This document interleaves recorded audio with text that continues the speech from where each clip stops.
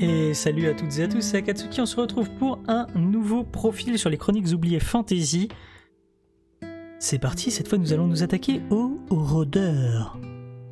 Le rôdeur a un D8 comme dé de vie. Le rôdeur sait manier toutes les armes de contact à une main et toutes les armes à distance. Il peut porter toutes les armures à base de cuir, mais ne manie pas de bouclier. C'est assez intéressant. Il peut manier les armes à poudre, vous le noterez. Donc vous pouvez très bien jouer un rôdeur avec un fusil, avec un mousquet pour le coup. Première voie, la voie de l'archer. Première capacité, sens affûté. Pour chaque rang dans cette voie, le rôdeur gagne un bonus de +2 à tous ses tests de sagesse destinés à simuler la perception, vue, ouïe, vigilance, etc. De plus, il ajoute son modificateur de sagesse aux dégâts qu'il inflige à l'arc et à son initiative. Attention, là c'est bien précisé à l'arc. Tir en aveugle, deuxième capacité, c'est une action limitée. Le rôdeur peut attaquer à distance un ennemi qu'il ne voit pas, par exemple invisible ou plongé dans le noir total, mais dont il connaît la direction approximative, comme s'il le voyait donc sans malus causé par le fait qu'il ne le voit pas. Donc en gros, si un monsieur est invisible et que vous savez qu'il est parti vers la droite à peu près, vous savez que par exemple il va se déplacer d'à peu près 20 mètres, et ben l'archer peut quand même le voir, même s'il ne le voit pas.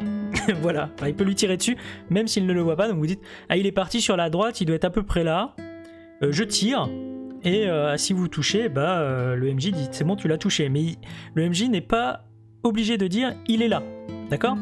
C'est juste « Vous l'avez touché », après, si le sort fait que la personne reste invisible, même si elle prend des dégâts, elle reste invisible. Si, quand elle prend des dégâts, le sort s'arrête, elle redevient visible, évidemment.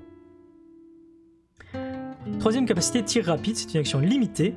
Le rôdeur peut faire 2 attaques à distance pendant ce tour, pourquoi pas. Quatrième capacité, flèche de mort, c'est une action limitée. Le rôdeur lance 2 d20 pour son attaque et conserve le meilleur résultat. Les dégâts de la flèche sont doublés. Comme si vous faisiez un critique dès que vous touchez. À savoir que si vous faites un critique, c'est doublé de doublé, hein, donc c'est x4. Cinquième capacité dans le 1000.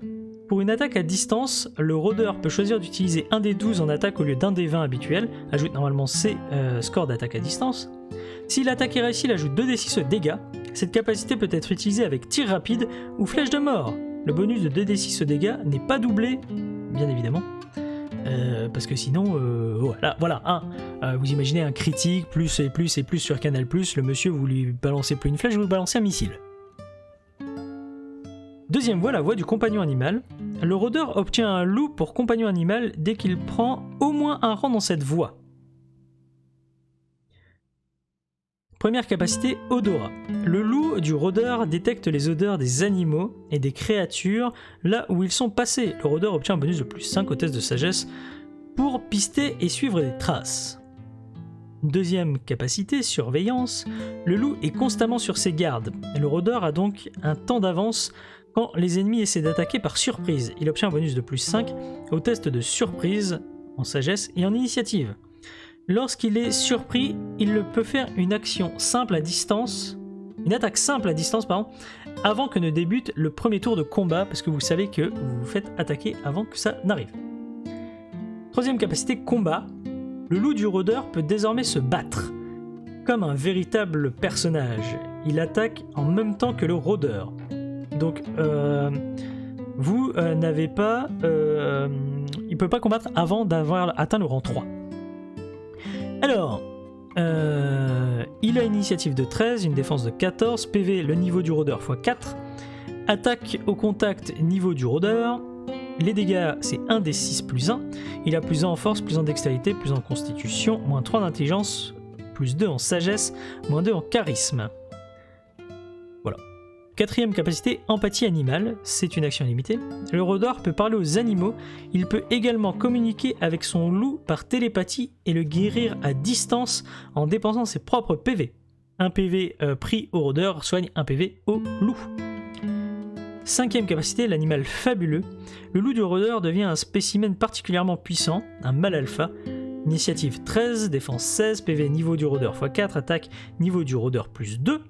Pour savoir combien le résultat en plus à l'attaque.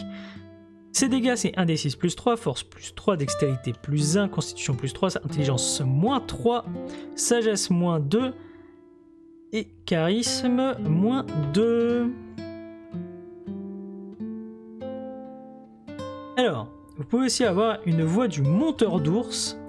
C'est une variation de la voix du compagnon animal. Donc vous pouvez avoir quelques petites variations. Voilà, et lui il a des voix supplémentaires, mais c'est normal.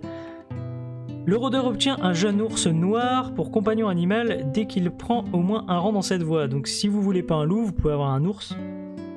Évidemment, si un personnage il me dira quel animal il veut et on essaiera de trouver des capacités qui permettent, qui sont en adéquation avec l'animal. Parce que là, forcément, il n'a pas les mêmes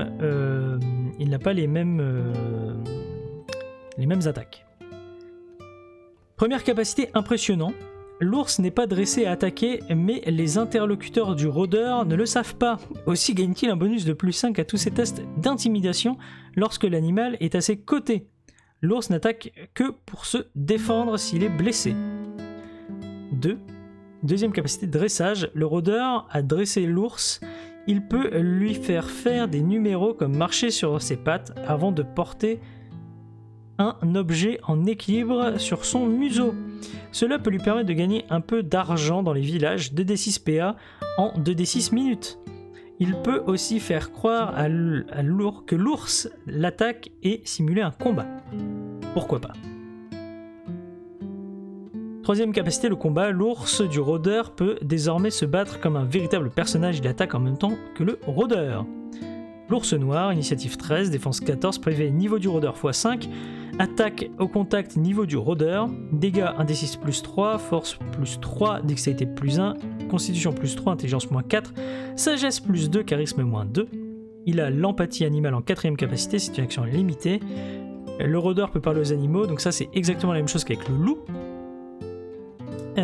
Cinquième capacité, l'animal fabuleux. L'ours du rôdeur devient un spécimen en pleine possession de ses moyens. Donc initiative 15, défense 17, PV niveau du rôdeur x5, attaque au contact niveau du rôdeur plus 2, dégâts 1d6 plus 5, force plus 5, dextérité plus 2, constitution plus 5, intelligence moins 4, sagesse plus 2, charisme moins 2. Voix de l'escarmouche. Première capacité, chasseur émérite. Le rôdeur obtient un bonus de plus 2 en attaque et aux dégâts lorsqu'il combat des animaux et un bonus de plus 2 par rang dans cette voie pour pister ou retrouver des traces. C'est assez intéressant. Deuxième capacité, tracker, c'est une action limitée. Le rôdeur gagne un bonus de plus 2 en attaque et plus 2d6 aux dégâts sur sa première attaque contre une créature s'il possède un meilleur score d'initiative. Troisième capacité, attaque éclair, c'est une action limitée. Le rôdeur peut effectuer une attaque au contact très percutante. Il ajoute son modificateur de dextérité en attaque et aux dégâts pour cette offensive. Quatrième capacité, le repli, c'est une action limitée. Le rôdeur se déplace de 40 mètres en forêt en s'éloignant de ses ennemis. Le joueur fait un test de dextérité de difficulté 10. En cas de succès, il disparaît de la vue de ses poursuivants. Il peut s'éloigner ou rester caché sans risque d'être retrouvé ou rattrapé. Assez intéressant. Pour fuir.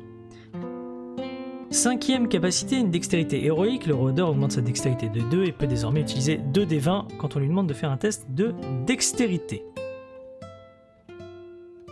Voie de la survie. Première capacité, endurant.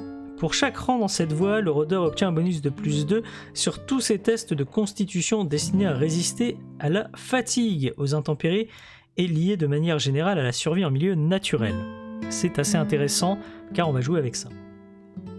Deuxième capacité, nature nourricière. Si le rôdeur passe 1 heure en forêt, il trouve de quoi nourrir 2 personnes pour une journée pour chaque rang qu'il possède dans cette voie. En passant un des 6 heures, et en réussissant un test de sagesse de difficulté 10, le rôdeur trouve des plantes médicinales qui lui permettent de gagner 1 des 6 PV par rang. Ces plantes doivent être utilisées immédiatement. Ces soins peuvent toutefois être répartis sur plusieurs patients. Le joueur alloue des D6 correspondant aux plantes médicinales à sa guise. Troisième capacité, grand pas. Le rôdeur augmente tous ses déplacements de 10 mètres. Il n'est pas gêné par les terrains accidentés et obtient plus 5 au test de natation et d'escalade. 4e capacité, increvable, c'est une action limitée. Si vous croyez en avoir fini avec lui, une fois par combat lorsqu'il tombe à 0 PV, le rôdeur peut récupérer 3d6 plus modificateur constitution PV au tour suivant, ce qui est très très fort, très fort. 5e capacité, constitution héroïque, le rôdeur augmente sa valeur de constitution de plus 2 et peut désormais utiliser 2d20 lorsqu'on lui demande un test de constitution. Dernière voie, la voie du tracker. Première capacité, pas de loup. Quand il essaie de passer inaperçu en forêt, le rôdeur bénéficie d'un bonus de plus 2 par rang à son test de dextérité. Deuxième capacité, l'ennemi juré. Après avoir tué une créature, le rôdeur peut décider que tous ceux de sa race sont devenus des ennemis jurés. Contre ces créatures, il bénéficie d'un bonus égal à son modificateur de sagesse pour ses attaques et inflige un des 6 dégâts supplémentaires. Le rôdeur peut changer d'ennemi juré une fois au cours de chaque niveau. Bah oui, on va pas non plus changer d'ennemi juré comme de chemise. Troisième capacité, embuscade. En quelques minutes, le rôdeur peut cacher tous ses compagnons dans n'importe quel environnement naturel. Tant qu'il ne bouge pas, le rôdeur et ses compagnons sont totalement indétectables. S'ils attaquent des adversaires, ces derniers seront automatiquement surpris lors du premier tour de combat. On expliquera ce que c'est les embuscades. Quatrième capacité, second ennemi juré, le rôdeur peut choisir une nouvelle race, un ennemi juré. Les règles d'avantage de la capacité ennemi juré s'appliquent à l'identique. Cinquième capacité, perception héroïque, le rôdeur augmente sa valeur de sagesse de plus 2 et peut désormais utiliser 2d20 lorsqu'il s'agit de faire des tests de sagesse.